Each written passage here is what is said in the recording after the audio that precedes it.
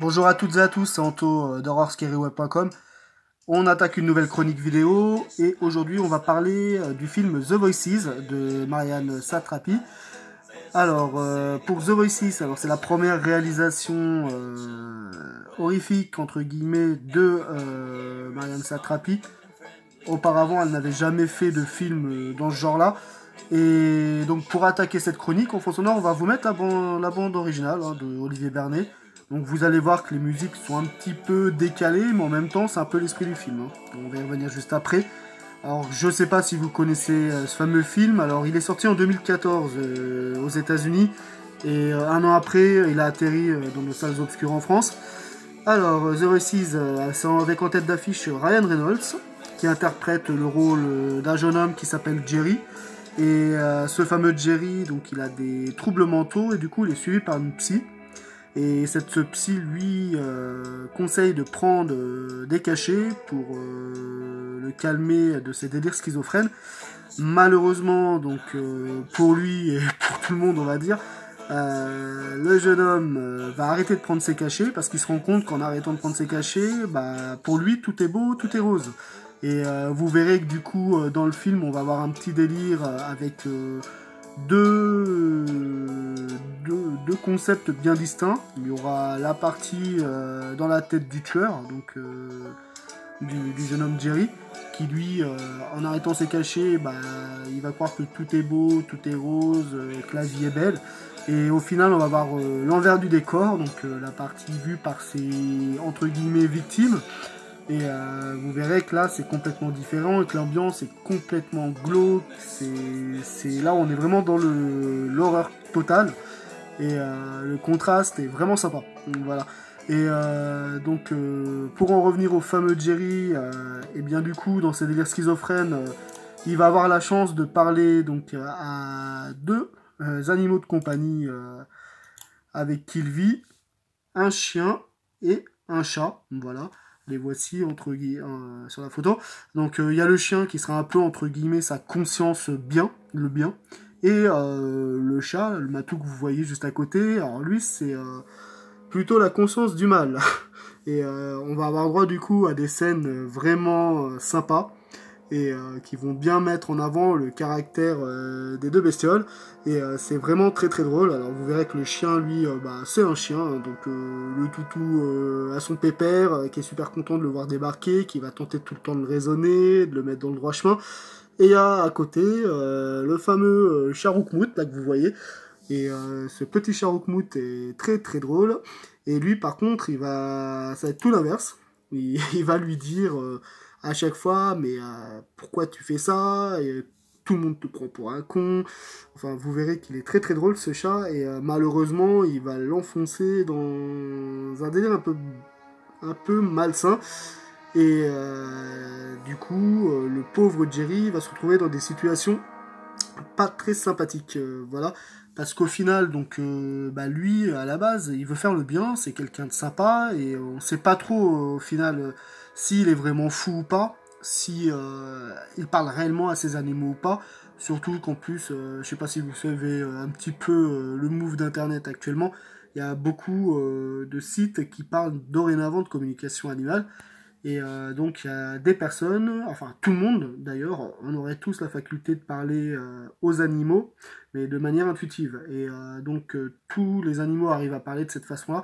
Il n'y a que nous, avec le temps, vu qu'on a développé notre propre langage, du coup on aurait perdu cette fameuse intuition qui permet de pouvoir communiquer avec d'autres espèces. Donc c'est vrai que là sur le coup on se demande, alors est-ce qu'il arrive... C'est un don qu'il a, et donc il arrive à communiquer avec ce fameux chien et ce chat, ou est-ce que c'est ses délires schizophrènes et que du coup au final non, le chien et le chat ils ne parlent pas, et qu'au final ça serait un peu ça serait lui qui fait parler le chat et le chien, et ça c'est sa conscience du bien et du mal. Et voilà, un petit peu le délire. Et au final on va se retrouver dans un film au départ qui est plutôt comique. On va avoir des scènes vraiment très drôles, notamment avec le fameux chat. Et je ne sais pas si vous avez des animaux de compagnie chez vous, mais c'est vrai qu'il y a des scènes où ça refait penser un peu au délire de nos animaux que l'on a nous-mêmes. Je pense notamment à une scène où le jeune homme il part avec une de ses collègues au restaurant, et il va rentrer très tard. Donc du coup, il avait oublié de donner à manger à ses animaux. En rentrant, le chat, il a fait la misère dans la maison, et il lui a fait une bonne petite, un petit cadeau sur le canapé, avec une belle crotte, et quand le mec il arrive, le chat, son air sournois, lui sort, tiens, voilà, t'es parti, tu nous as même pas laissé à manger, eh bien voilà la récompense, je t'ai laissé un beau petit cadeau sur le canapé. Et on voit une grosse crotte fumante, et c'est vrai que c'est très drôle, et ça fait un peu penser à nos animaux. C'est vrai que, je ne sais pas si vous, mais moi je sais que ça m'est déjà arrivé, partir des moments un petit peu trop longtemps, et les bestioles en récompense, ils sont amusés à gratter le papier peint, enfin, ils se sont vengés comme ils l'ont pu. Et c'est vrai que ça m'a fait rigoler, ça m'a fait penser un peu à ça. Et c'est vrai que le film déborde de situations cocasses, dont le chat, entre autres, va vraiment nous faire vivre. Voilà, après, par contre, ce que j'aime vraiment dans ce film, c'est l'ambiance. Comme je disais juste avant, il y a deux ambiances bien distinctes. Il y a l'ambiance complètement barrée du personnage qui est dans son délire, où tout est beau, tout est joli, tout va bien, la vie est belle. Et il y a l'autre côté, donc qui sera vu, qu'on verra de manière, par l'intermédiaire de ses victimes, entre guillemets. Parce que, bon, malheureusement, le pauvre, c'est pas vraiment un tueur, parce que bien entendu, il va avoir des victimes autour de lui, mais à chaque fois, le pauvre, c'est de façon accidentelle. Et malheureusement, à cause de son matou, qui lui va lui dire attention, parce que là, elles sont mortes, si tu fais pas quelque chose, ils vont te choper, vu que t'es à moitié fou, tu vas finir enfermé. Et du coup, le chat lui conseille de se débarrasser des corps. Et donc, la conscience du bien, son chien va lui dire mais non, non, ne fais pas ça, t'es gentil, va dire que c'est des accidents, et tout se passera bien. Malheureusement, le fameux Jeru va plutôt suivre l'avis du matou, pour son plus grand malheur, parce qu'au final, donc, sa vie va basculer, et qu'au final, plus ça va aller, et plus le pauvre va être dans le caca. Et au bout d'un moment, avec les victimes qui disparaissent les uns après les autres, bien entendu, ils vont finir par avoir des soupçons sur ce fameux personnage. Surtout que moi, ce qui me fait délirer dans ce film, c'est que le fameux Jerry, il me fait beaucoup penser à Norman Bates de Psychose. Alors, dans les traits du personnage, je trouve déjà que physiquement, il y a un petit air de ressemblance entre Perkins et Ryan Reynolds. Alors, je sais pas si c'est fait exprès de la part de la réalisatrice. Ils ont tous les deux un aspect du jeune homme un petit peu perturbé, qui est sympa, mais qui reste dans son coin, qui fait pas parler de lui, un peu béné. Et c'est vrai qu'ils ont vraiment beaucoup de points similaires dans le caractère. Et ils vivent tous les deux dans les coins reculés. Alors là, en l'occurrence, notre fameux Jerry vit dans un bowling désaffecté. Et donc lui, il le voit super, le bowling génial, où tout est propre et tout.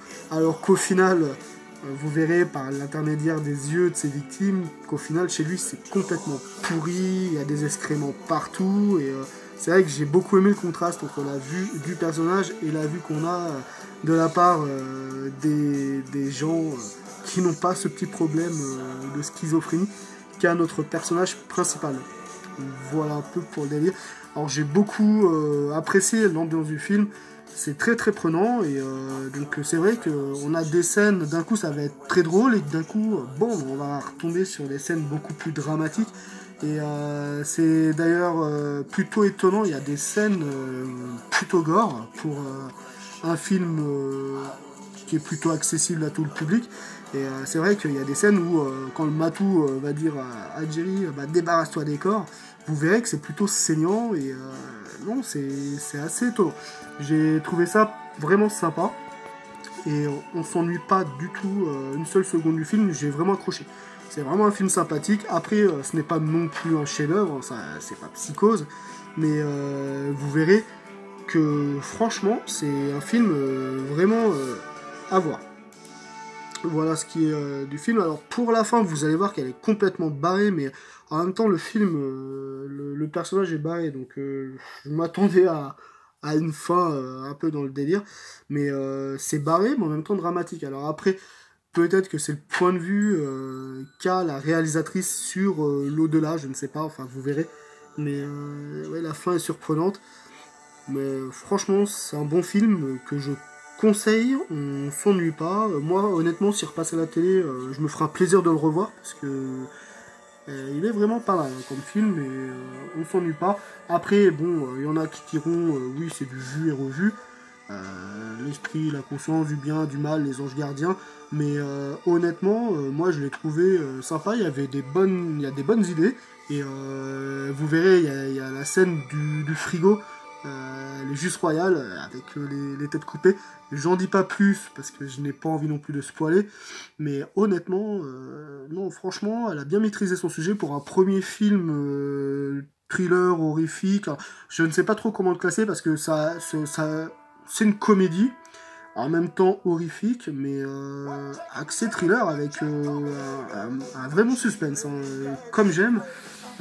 Oui, franchement, honnêtement, c'est un bon film, The Voices. Je lui donnerai pas la note. J'hésite entre 3,5 et 4. Parce que donc.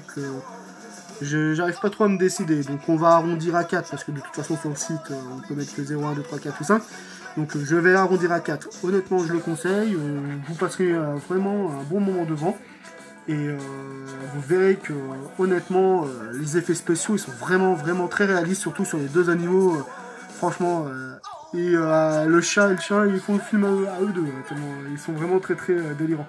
Et il y a une superbe ambiance également. Et les lieux sont vraiment bien choisis. Non, non, franchement, on plonge vraiment dans le délire schizophrène du mec. Et c'est un bon film. Honnêtement, je vous le conseille. Voilà pour ce qui est de The Voices.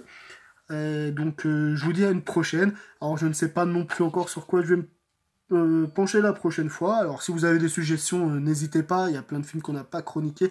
Ça viendra. Après en même temps, les vidéos, donc on débute. Alors ce n'est pas parfait. J'essaye de faire en sorte à chaque fois que ça ne soit pas la même chose.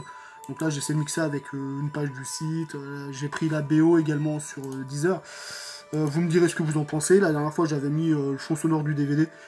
Après, je n'ai pas trop encore d'avis tranché sur comment réaliser les chroniques. Voilà. Donc si vous avez des suggestions, des idées à me faire passer, n'hésitez pas. Ça sera avec plaisir.